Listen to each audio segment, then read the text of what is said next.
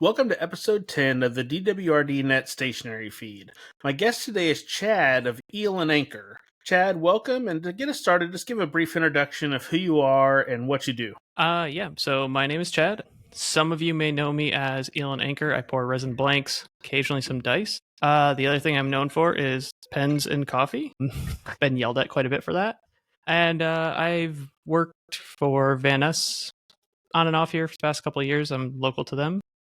And newly the president of the Arkansas Pen Club, so will be helping run the Arkansas Pen Show in 2026. Okay, that is a perfect introduction, and let's get into my kind of intro questions I'm asking everybody. And this one I'm sure will be an interesting one for you, because obviously one of the currently inked is probably in your cup of coffee. But to start out, what do you currently have inked? What have you been writing with lately? The answer is a good chunk of what's in that box, so 80, 90 pens.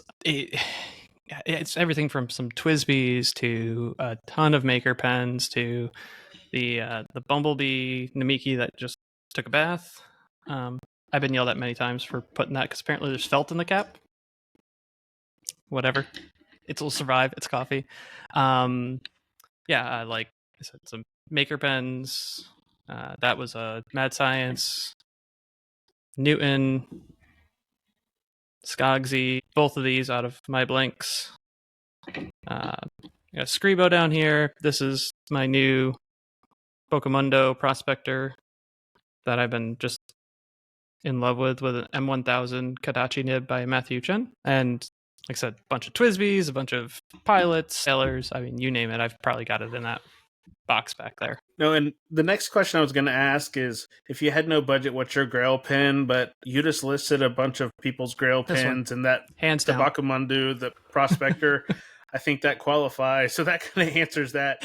And I'm going to ask some more questions about that later on. But sure, I can't wait to see that one in person. But what about inks? What are your general ink preferences? Do you stick to like the same brands, or do you like to play with all the brands, or make a variety of colors?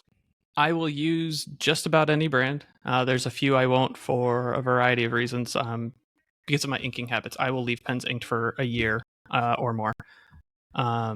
So I like to eyedropper things because I will get sick of an ink and just want to dump it out, and I will dump back into the bottle. Again, I am a perfect example of, don't do what I do.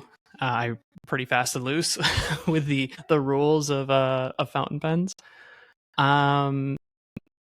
Color, like I just like playing with different colors. So right now I'm kind of in a big blue phase again, which I haven't been in for a while, as well as some teals, which I surprisingly have never been in until recently. A couple of months ago it was pinks, lots and lots of different shades of pinks, and then it was purples and shimmers and sheeners. I mean, you name it.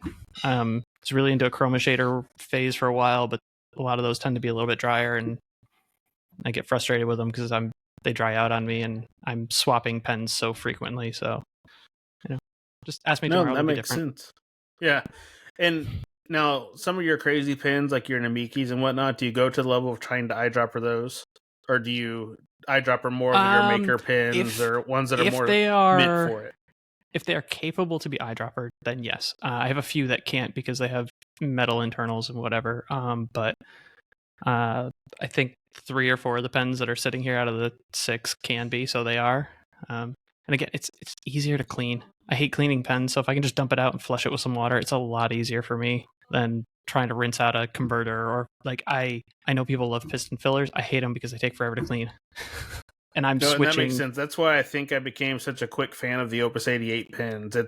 I can shut off the eyedropper, but it's a little bit cleaner of an eyedropper in some ways. But so that's 2 of the big 3. Paper. Are you a paper purist of certain brands, or do you use all papers? What all are you day writing on? Irrifil is my go-to, and I would kill for a good notebook like this, like a hardcover notebook in Irrifil, and they don't exist, and it's frustrating because I love that paper, and I need to just hunt down someone who can make me a bunch of notebooks because I keep getting burned by TR, and I'm just over it. Yeah, that seems to be a more commonly heard or read sentiment in the stationery world of Tomoe River, and I think Brad said this on the Pen Addict one day. If they would have made the new paper and ditched the name, there would have been no issues. But trying to reuse the name and then make a different product really led to where we are today. Yep. And then my final of the kind of opening question that has actually become one of my favorite questions to ask. What is your favorite stationery adjacent item? So like a messenger bag, a lap desk, a book weight. What would fit that bill for you? Two things. I am a big rickshaw, Sinclair or Fillmore person. I have several, and I can fit close to 20 pens in there because I don't care if my pens touch. So it fits my I want a lot of pens. This dog's named after Avinta Inc. for what it's worth. She was abandoned in the Van Ness parking lot. Her name's Tala, and so she decided to show up. She gets her little moment in the sunshine. So I really like the rickshaw stuff because they can take a beating, and I'm rough on my stuff, and they can fit a lot of pens. And then I like carrying around like a little. This handkerchief goes with me. I mean, it's covered in ink because with eyedropper pens, I toss my rickshaw in my bag. I have inky caps, so they're inky sections, so I need something to wipe stuff off with. Because for me, as expensive and as nice as some of these are, they are tools. They are pretty tools, but they're meant to be used, and I'm not afraid to let them have a life. No, and that makes perfect sense. The other day I filled a pen, and I was at the coffee shop, and I was like, oh, I'm at the end of my journal. I should write down, use the last couple pages that aren't really usable, write down everything I had, and I had 15 pens in my Sinclair.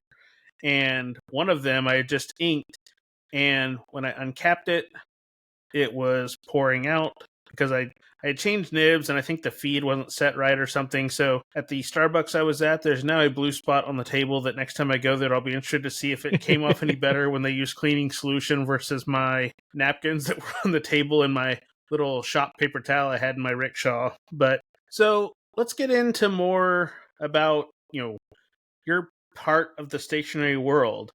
Before we get into Eel and Anchor, just kind of talk about, when did you get into pens? How long have you been in this hobby, this community, and kind of what got you started down this path? Through probably pushing 4 years now, if I were to guess.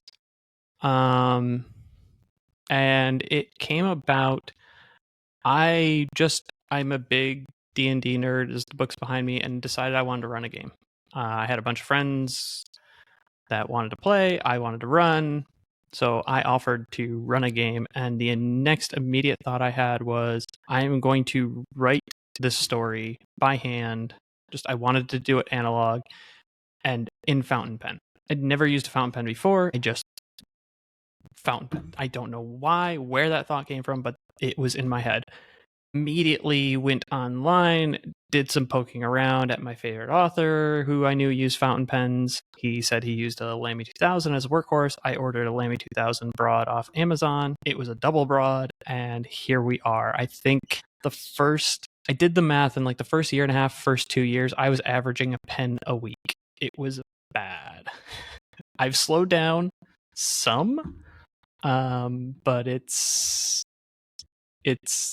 bad. I'm glad my wife enjoys using my pens as well, because it gives me a little cushion to say, but look at how fun this one is when you use it, So a follow-up question then, since you are in the Little Rock area, how long did it take you to realize that you have a wonderful shop within driving distance of you? A few months. A coworker of my wife loves Lamy, and he's got I think a couple Lamy 2000s, and he just said, hey, there's a brick and mortar pen shop just down the street from me. And I said, oh, really? And I walked in, and my first experience with Van Ness was meeting one of the few times that Mike Van Ness is standing behind the counter. So I got to experience if you ever get a chance to meet Mike, you will understand he is a very interesting person. He doesn't say much. And he sold me a couple Lilliputs.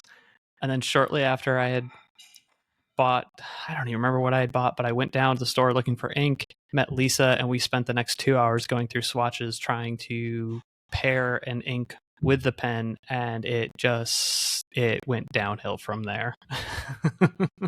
No, and that's great, because the first time I went to Van Ness, which was the end of 2013, Mike was behind the counter, and he sold me my Sailor 1911 Black Luster, and then Lisa helped me find my Ockerman number 5.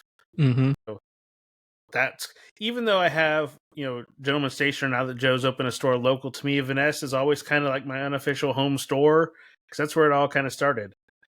So I love that because Mike is great to talk to if you get a chance to talk to him. Because nowadays he's mostly in the back doing shipping and whatnot. But it's always great when I get to make it down to Little Rock and talk to Mike and see what random new pens or inks, like his collection of the little sailor Shalanas, things like Mm-hmm. that. The quirky little pins that are just I had never heard of until Mike's like, "Oh yeah, I've got 4 or 5 of these Shalanas here." Next time you're there, ask him to show you his prospector. He has one of the very first prospectors made, like a prototype prospector.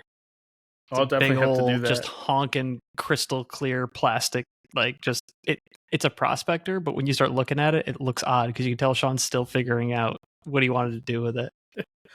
So you got started with Lamy, kind of the down the path. At what point did you kind of branch out into the maker pins? Because you have quite a few maker pins of different makers small around. Because that'll lead into talking about how you got into the blanks and pouring. But when did you get start seeking out pins by independent pen makers? It would have been my first pen show. So I had gotten into pens, would have been like November or October, kind of around that time of year. A few months later, found Van Ness and the Arkansas pen shows in March, and I must have been there like January, February, and they had a little flyer for the pen show and the pen club. So I looked up the pen club, and I happened to go to my first pen club meeting was literally the week before the pen show. So when I go to the pen show, they made me a name tag that said Chad New Guy because they didn't know my last name. And I've kept that moniker in the pen club ever since, just because I think it's funny. I've got you can't see it above me, but Michael Saul, actually, I've got him to write Chad New Guy, and I framed it and put it on my wall because I love it, Oh, that's cool. But so I went to the show, got to meet Sean for the first time. I bought, I think, 3 pens from Sean at the show. I bought 2 or 3 pens from Derail's Pens. Alphys is just the sweetest man you'll ever meet. If you ever get to find Derail's Pens at a show, go talk to him. You'll sit there and talk for an hour and keep seeing stuff at his table that you want, and you'll just keep buying. So yeah, I bought a couple. I think I bought 5 or 6 maker pens at the Arkansas Pen Show, and that just kind of made me start poking around on Instagram. And I stumbled onto Mad Science Pen Company before he got kind of really sought after the way he seems to be now, and was able to scoop up a bunch of his pens, and I just keep happening to run into makers and meeting them, and then they'll send me pictures of the stuff they're working on, and I will say how much, and things show up, and I put ink in them and add them to the pile. No, that's great. That's a cool way to kind of get into it and get started in that way. But so one thing, you have all these pins. You mentioned your first one, and it was inadvertently a double broad. But do you tend to stick to the broader nibs because you like the ink color showing, or do you? I know you have tons of grinds. Oh, actually, let's talk about that.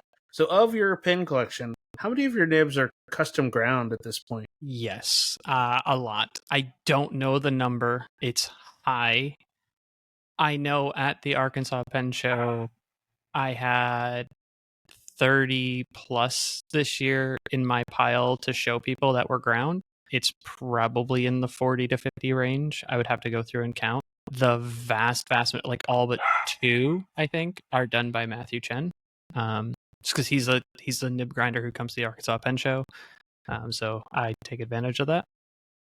But I do tend to lean more towards bigger nibs because I do like the different inks and I want to see more of the ink characteristics. I only have 2, maybe 3 fines in the collection, 1 extra fine, and I have those solely to show people what they are. I like to teach people about pens, like who are new. I want them to be able to experience everything because I know I have the fortunate situation that I can buy the stupid stuff. And then if you're interested in, like, maybe this is my grail pen and I'm going to save up for it, you can try it before you buy it. Because I know a lot of people who saved up for a fairly expensive pen and got it in hand and just hated it because it wasn't what they expected.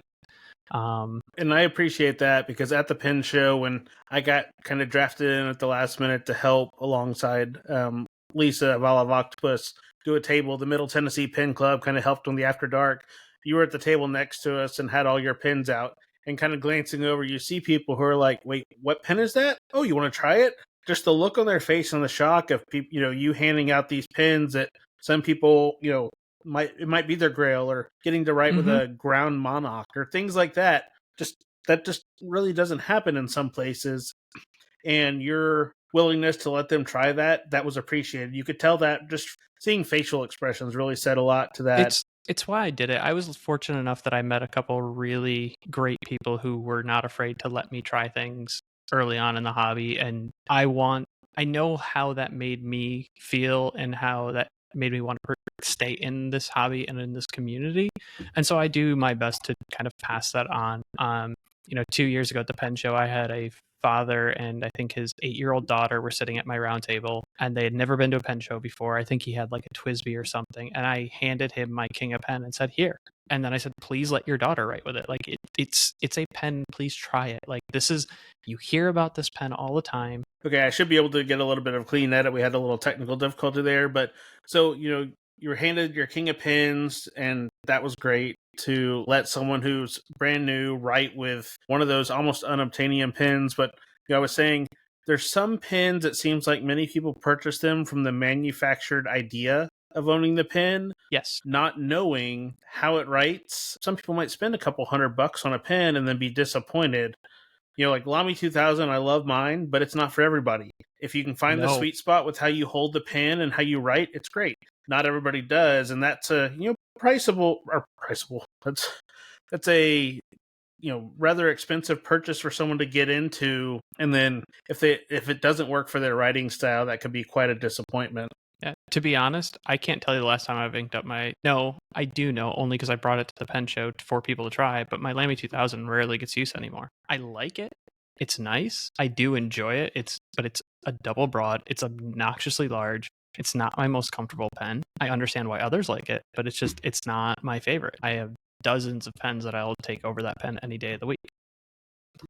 Again, I'm kind of lucky that I can make those boneheaded mistakes, and I will keep it to show others so that, like you said, like a couple $100 on a pen can be stupid. Like, let's be real. Like, we're in a hobby that is very, very silly when you can buy a big old bag of Bics and they'll do the same thing, right? Like, but no, definitely, just it's kind of what it is. So I like to show people what they're getting into before they buy. No, definitely. So at what point did you transition into, being a pen consumer, an enthusiast, to wanting to pour blanks? How did that transition come to be, which kind of led to Eel and Anchor becoming a thing? The same dumb way I got into this hobby to begin with.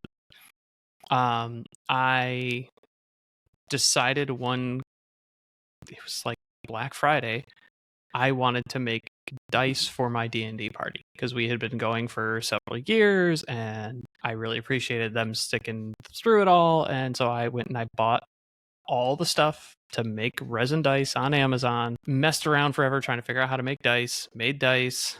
And I was talking to Sean. For those who don't know, Sean Newton is more or less local to me, and him and we talk all the time about everything pens and in between. And we kind of came to this idea, like, you do realize that pouring dice is the same thing as pouring resin for pen blanks. It's just a different shape. And I said, yeah, it is.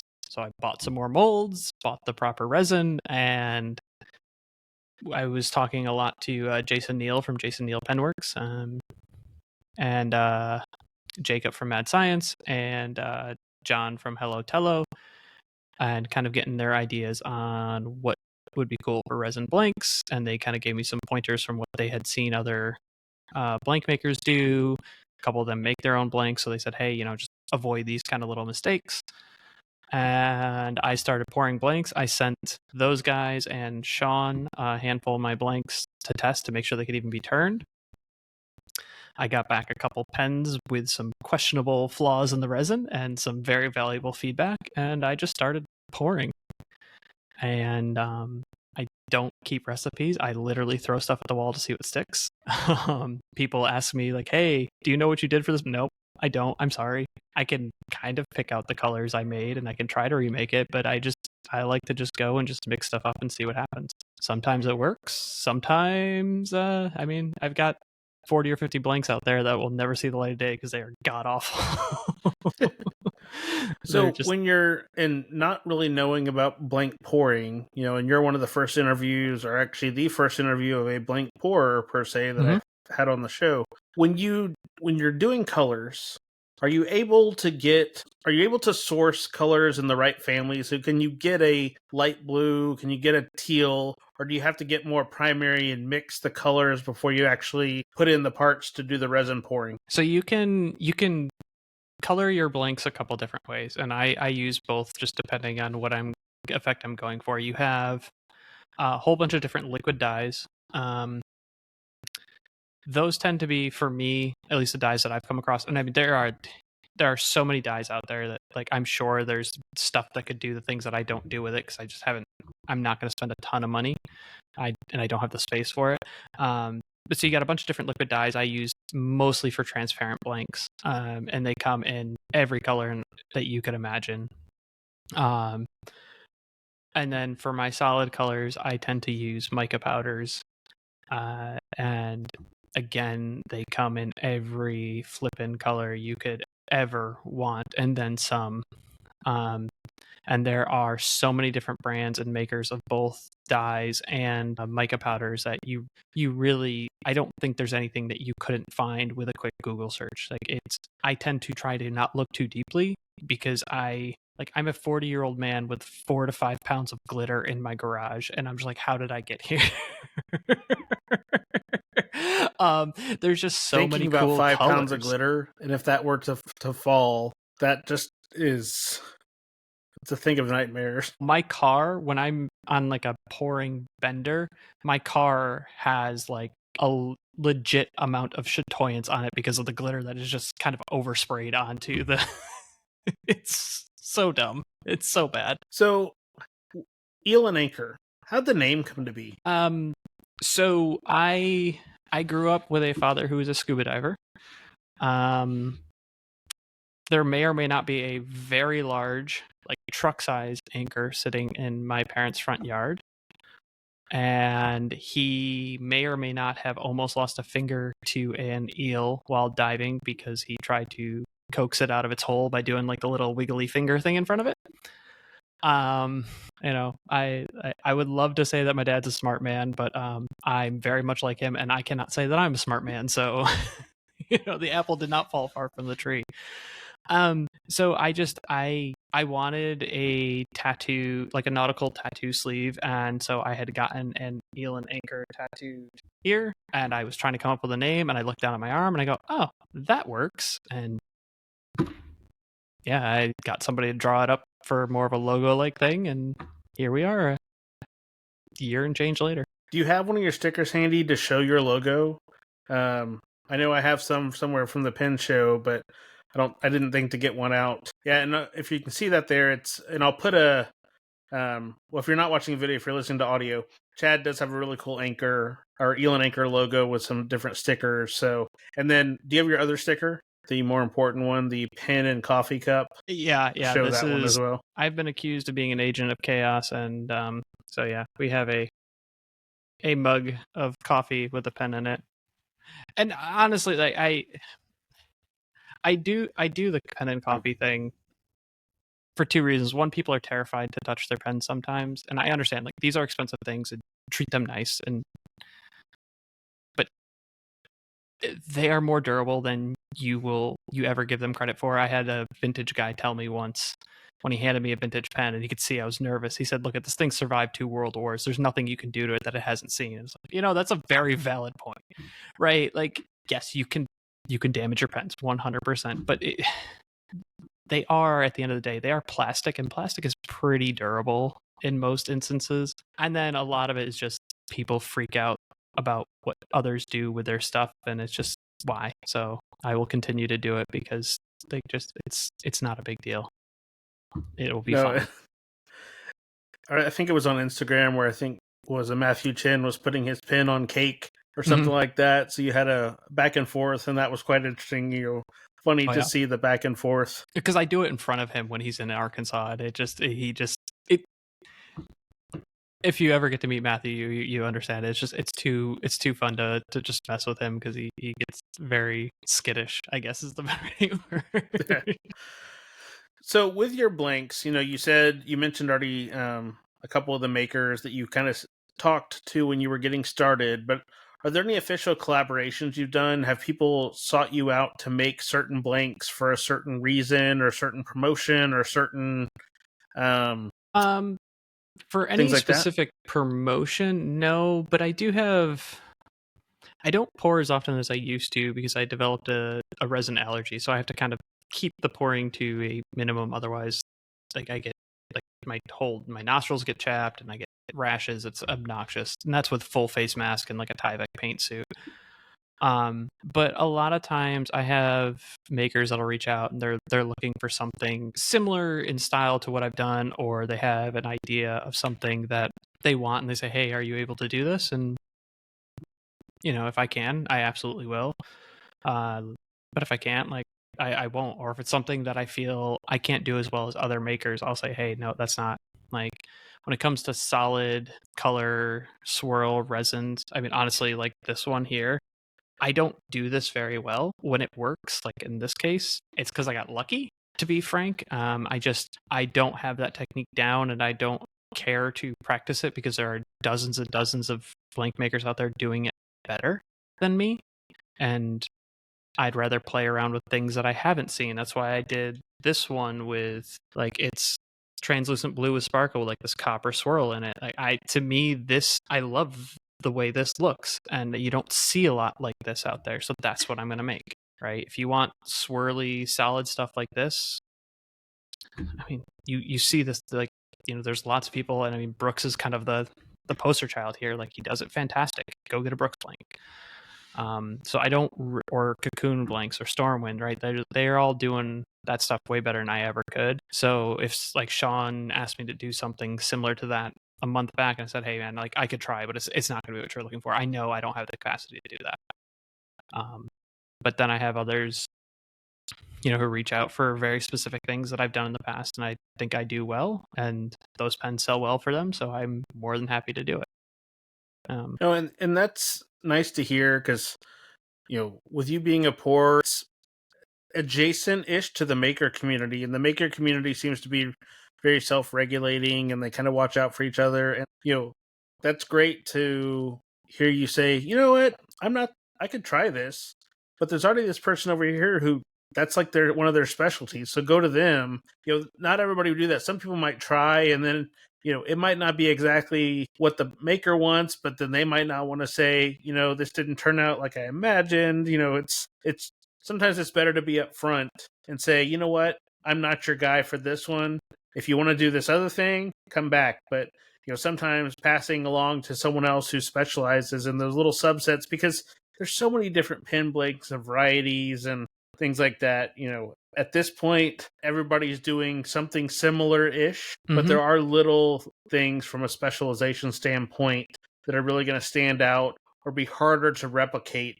Like you saying you don't write down recipes, you can get pretty close, but if someone wants something exact, that's probably it's not happening. Straight right. up, it's not happening. Sean and I both love how this blank turned out. I cannot tell you how many times I've tried to recreate this one and one very similar to it. I've never replicated this again, and it's so maddening because I sold him these batches of blanks because he wanted something. I think he calls it hot 90s. He wanted something Lisa Frank inspired. And it's like, oh hell yeah, I was a 90s kid. He happened to have to go to Van Ness. And he said, hey, I'll bring you your blanks. It was one of the first sets of blanks I had ever actually poured, especially in like a solid color style. And he's like, I know you want to see what they look like turned, so I'll bring them so you can see them. And I literally pointed to two pens in that batch and said, those are mine. I was like, man, I'm literally selling these blanks just to buy them back. And I've done that an unhealthy amount of time. Well, that's a good problem to have, really. I mean, you're making a blank, and then you can say, oh, someone asked about the pen. Oh, it was made by this maker. Who made the blank? I did. Yeah, I mean, it is a nice little marketing kind of thing. But yeah, I learned from Sean early that it's better to say no if you don't think you can do it. He learned the hard way when he first started making pens, and he was accepting any and all requests, and there are just some he's like, yeah, you can do it, but it's not worth the headache. That was echoed by a few other makers. Like I said, by knowing Sean and working at Van Ness, I got to meet a lot of makers and kind of demystified the rock star status that I think they sometimes have. Don't get me wrong, I love Sean's pens. I love a lot of the makers' pens, but they are just guys in their garage having a good old time with the lathe, right? Like they're not some super rock star that you can't approach. And it was nice to kind of have that demystified and get to talk to them and hear about yeah, you saw that pen that I made on Instagram. Let me show you the pile of broken dreams on the floor. Like I have on my workbench one of those giant plastic barrels for you get like a pretzel bites in. And it is my bucket of fails, and it is full to the top of failed dice, and even a blank that somehow, I don't know what happened, but it didn't cure properly, and it is curved like a banana. Don't know what I did to it to this day to make it just fail so miserably, but it's literally just a bucket of failed resin. And then I have 100 to 200 blanks that I tried to pour in the first summer that I was pouring resin in my unair conditioned garage, and they are holier than Swiss cheese because the resin was curing as I was mixing it. Like you see a lot of pretty things on Instagram, but man, every one of the makers out there I know has more broken parts and failed projects than they have successes, because it's just the nature of what we're doing. And that's actually a question that I wanted to ask, because my limited exposure to resin, it was more like the costuming hobby and whatnot that I did in the past when people would make props. I know resin, 2-part resin or epoxy, is very dependent on temperature, weather, humidity, and all that kind of stuff. So is that something that you were aware of when you first got into it, or is it just one of those things that you've had to adapt because, over time, so that way you're not, because I know resin, the materials themselves can be quite expensive at times. So were you able to pick up on that quick enough so that you didn't have an entire batch of resin that cured before you actually finished pouring? I was talking a lot to Jason Neal at the time. I had met him at the Arkansas show, and super great guy, and he almost exclusively uses his own resin. And so I was picking his brain when I was starting with dice, before I even considered doing pen blanks. And he gave me a lot of the hard lessons he had learned specifically regarding temperature. And Sean did the same, because you had D Squared Arts Daryl on here. Those two are very good friends, and he's like, hey, here's some of the dumb stuff that Daryl and I learned when I got him into resin, right? So I did avoid some of the early learning mistakes, which was very helpful, because I think I just ordered a new batch of resin, and I want to say for like 2 gallons of resin, it's like $150 or something. Like, it's not cheap. You can get a good chunk of blanks out of there, but it adds up quick. But yeah, I thought I could make pour longer into the summer than I really could, but it's at baseline you have like 4 to 6 minutes depending on the ambient temperature of working time. But when it's 90 to 100 degrees in Kansas, you have 2 to 3 minutes of working time. And so when you start pouring out the resin and it literally has the consistency of peanut butter, you're done. Yeah, and I just know that from using 2-part epoxy for random things in the garage or repairing stuff. Each part is fine. Once you mix it, that clock's starting, and you don't know what you don't know until the first time you screw something up, and you're like, oh, I got plenty of time to mix this resin up, and you go to put it on, and then it doesn't hold, it falls apart, so your 5-minute epoxy becomes 5 hours of redoing whatever you were working on. So yeah, very similar. The resin that I use, it's a 2-part resin, and it's what most blank makers use. It's Alumalite Clear. It's a 2-part by weight, and when you mix it, if you go and you grab that plastic cup just a minute later, you can feel a noticeable increase in the heat, because I forget the scientific name for it, but it just the chemical reaction causes it to heat up, which causes it to cure. And so if the ambient temperature is warmer, that process goes a heck of a lot faster. Do you pour into silicone molds? Is that Yes. how it works?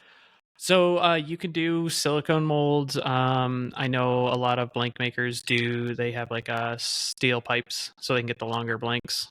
I've thought about that. I might eventually do that because the silicone molds are pretty expensive. I have silicone that I could actually make my own molds if I so desired. I don't know why I haven't done it. It's out there. I could very easily go 5 minutes down the road to Home Depot and buy some pipes and make a setup where I could make my own molds. It's one of those things that someday, sure. Like I have a lathe out in my garage. At some point, Sean will come up here and we'll make a pen, and maybe I'll start doing that. But it's one of those, when it happens, it happens, you know. So to circle back, you mentioned earlier, and I didn't think to ask at the time, vintage pins. Do you have any vintage, or are you mostly more maker and modern? I have a few. Vintage tend to be a little bit too small for me, and the ones that aren't tend to be way more than I'm willing to pay. I don't use them very often because of my inking habits, and they're tougher to clean, and I could actually do something stupid to them and get a sack all crusty and have to replace it. And like, I know I have plenty of resources local to me that I could get that done. It's just, I'm not going to do that if I don't have to. And most vintage caps, their seals aren't as good as I need them to be, because I can pull pens out of that drawer that have been inked for a year or more. And that's just the way my collection is. And so I have 6 or 7 vintage pens, a couple Parkers, little no-name ebonite pen with a crazy vintage Goldfeet flex nib I got off Sean's scholarship auction. A couple things that are fun, and I'll ink them up and play with them every once in a while, but not very often. So as we start to kind of wrap up, now that your involvement with the Arkansas Pen Show has changed, talk about that, because I know there's some new things on the horizon in those regards, specifically related to the 2026 Pen Show. So talk about what you're doing with the Pen Club now, how you're involved, and how that came to be, and how you think it might progress in the future. Not entirely sure how it came to be. I was approached by a bunch of the club members Sunday night after the show, and they just kind of asked if I would be interested in running for the board and kind of help. And the board is who effectively runs the show. And I think, honestly, most of them have been in the club and running the show for a long time, and I think they're ready to take a break. It's not an easy thing. And I've always felt that we could, I love our show. It's a small show. It's a friendly show. It's a lot of fun. And I think there's lots of little ways that we can kind of improve it. And so I said, sure. And actually today, I just dropped off the deposit for the new venue. It's going to be at the Windham River front in Little Rock. So it's kind of on the border of downtown and North Little Rock. We're going to have a bigger venue. We're going to have a much bigger, more dedicated space for our Roundtable event. And can't really talk too much about what we're thinking about changing as far as the event goes, because we're bouncing ideas off each other and trying to figure out what's feasible. Can we do it this year? Is it kind of like a multi-year planning thing? But we're definitely looking to bring in more stationery, and specifically kind of on the journaling planning side. We have very little stationery at the show, and we want to change that. I know it's Happiness Handmade. I believe you had her on this as well. Yeah, she was episode 3, and I actually need to go to my mailbox when we're done here, because I have an order from her sitting in the mailbox of the journaling stickers. She did really well and had a great time. We had the Letter Writing Society, who I think did really well and had a good time. So we have a little bit of stationery kind of stuff, but we don't really have enough, and so we want to fix that. Try to bring in some new makers that haven't been here, and I'm talking to a lot of makers who are interested. It's just it's too early for them to be able to commit. Obviously, spring is right. Our show's right around spring break, and some of them have kids, so you gotta kind of figure it out. But yeah, we, like I said, we got the new venue, which is great. Be around the same time next year. I think it's Don't let me pull it up on a calendar so I don't say something stupid, because I will. I can tell And while you you're when looking it'll that be. up, and the venue worked, but it didn't work the best. I know this year, just things like room keys not working, little things like that, and then not having really any walkable like restaurants and things. So in the middle of the day, if you wanted to grab a bite to eat, the hotel restaurant not serving a lunch, that's kind of a big miss when you have an event like that where people might be getting there, but you have a captive audience. So little things like that are going to be a great improvement, I would say. Yeah, we're literally, the new venue is like a minute drive from uh, what's called the downtown river market. Lots of restaurants and bars.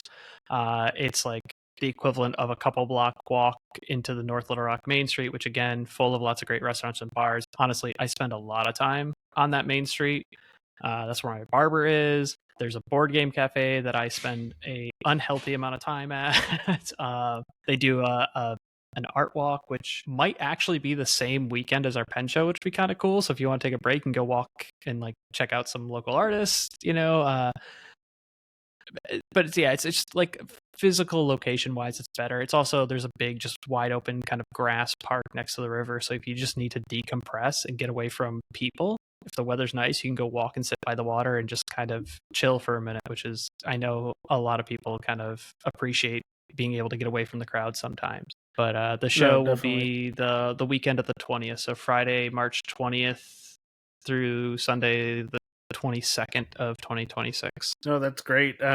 It's good to hear because that makes sense when people like in organizations or clubs that you get to a point where you're ready for the next generation or the next group of people to kind of take over. So that's great that you were able to help, progress the show because the show, like you said, it's a small show. It is a very friendly show. It's a great hangout, but the vendors are also doing decent, for a small show. Mm-hmm. But paper, like I know when I got into the hobby, I didn't think about paper. I had a Rhodia tablet and that's all I needed. But paper and journaling and planning, it's almost its own separate bubble in the stationary world.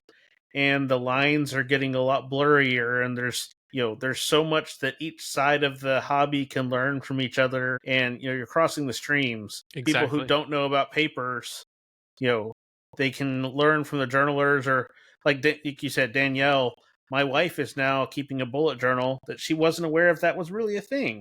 And Well, now that's she has awesome. her astrology with her Galen and you know, that was a great panel she went to and now she's gone in that whole direction and sticking to it. So there's little things like that that I think will be very beneficial, just from a vendor standpoint and a class standpoint, because not all the shows are doing classes, and that's one thing I like. There were panels, there were classes. Going to Sean's panel to hear him talk about making a pin or those type of things. I think that gives you something else to do than shop. There's only Right. so many times you can walk by that same table and be like, okay, this is the third time I need to go buy that pen now. But having other events or classes or the evening roundtables, that's going to be a nice aspect as well. Yeah, we do. And this is one of those things I think we'll kind of build year over year. We do want to lean heavier into the classes. Um, just because we know that classes they're a big draw. And like you said, how many times can you walk that loop and just destroy your budget, right? Like at some point, you hope, at least if you're not me, you will have the adult common sense to walk out and stop impulse buying all the pretty shiny things. And having more classes not only helps you do that, but it also, there's so many awesome things there. I mean, I didn't really check out the classes this year because I was helping Lisa and at Van Ness at her table, but I know like she had a lecture. I know we had several art ones. Sean had his maker lecture. I think Bob Dupress from Coral Creations was doing a blank pouring thing. I know when Michael Saul's able to make it, he's doing like his, here's how you can do calligraphy and Spencerian script. I think Nick Pang did like an all day thing on Sunday. And we know people love that and we want to kind of lean into that and get more of that. But we want to grow that reasonably. We don't want to plan too much and then bite off more than we can chew. We'd rather build it in stages. And the same thing goes for the roundtable. The roundtable event we've been doing for 2 years, and it doubled in size this year. And we were kind of floored because we didn't know what to do with it, and it was a little bumpy to get it running, and we didn't have the space we thought. So but we want to make that a feature because everybody seems to love that and getting to get hands-on with all these different topics and things and get to play with stuff and see things that you normally wouldn't.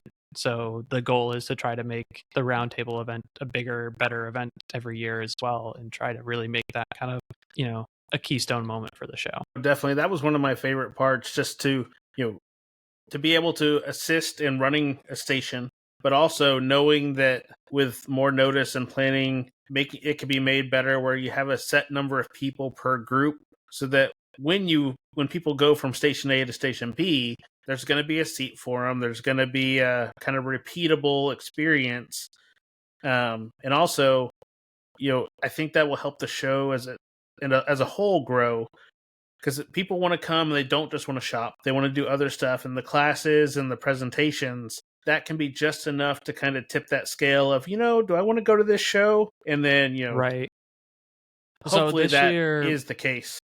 For those who were at the Arkansas show, or for those who may be wondering what the Roundtable event is, we call it speed dating for pens. So last year and the year before, we did it kind of in the small restaurant-y kind of area.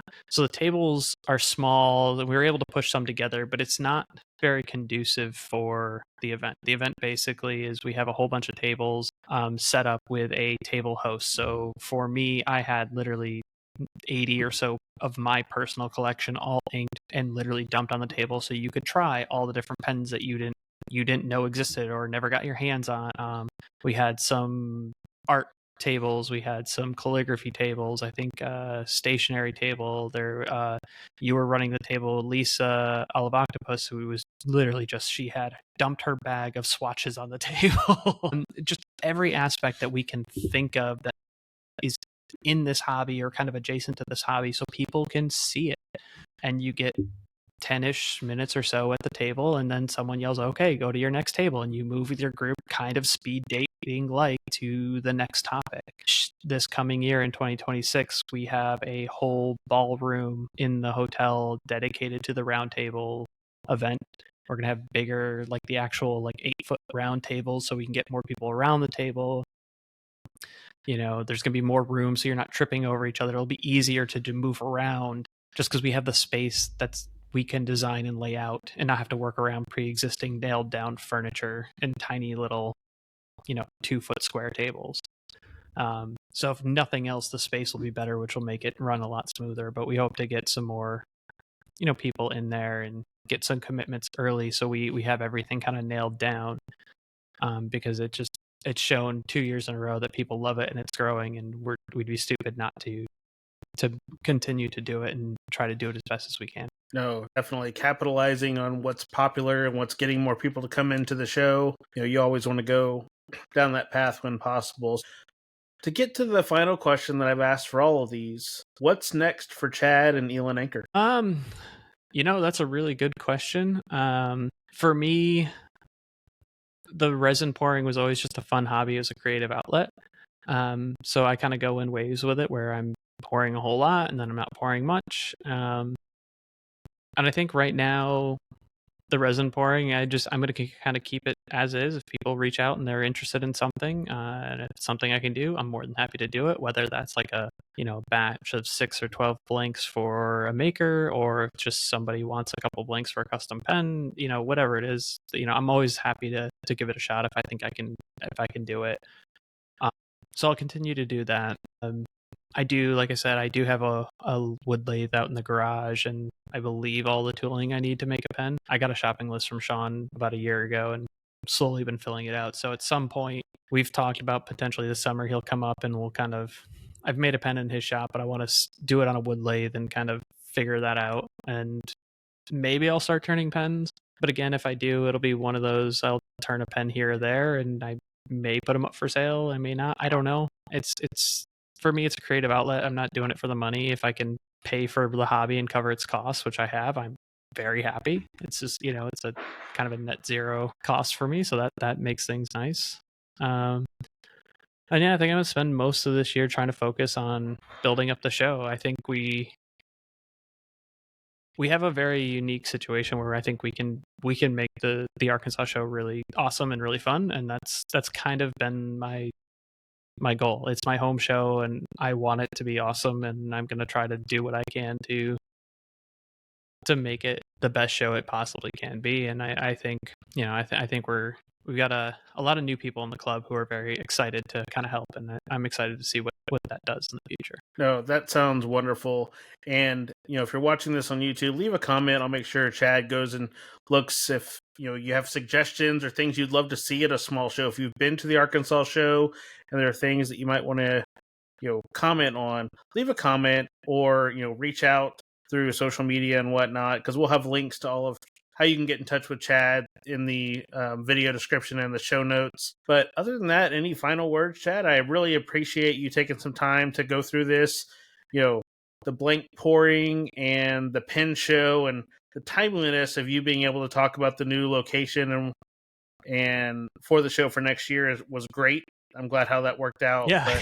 But any final words for anybody? I mean, like I said, it's a fun hobby, and I'm glad to be a part of it. I'm glad to be a part of this community. There's a lot of great people. I mean, it's I'm a part of a lot of different hobby communities, and a lot of them have a lot of really obnoxious gatekeepers, and you don't really find that here. There's a couple bad apples, like there isn't any big group, but honestly, most people are just they're super great people, and they're more than happy to show you their collections, tell you what they know, and I love being a part of it. That's why I've been in it for 4 years and involved on both just the kind of the front facing community as well as kind of behind the scenes with helping with shows and with different vendors and makers and what have you. And I'm always happy to help somebody new if they've got questions or want to check things out. And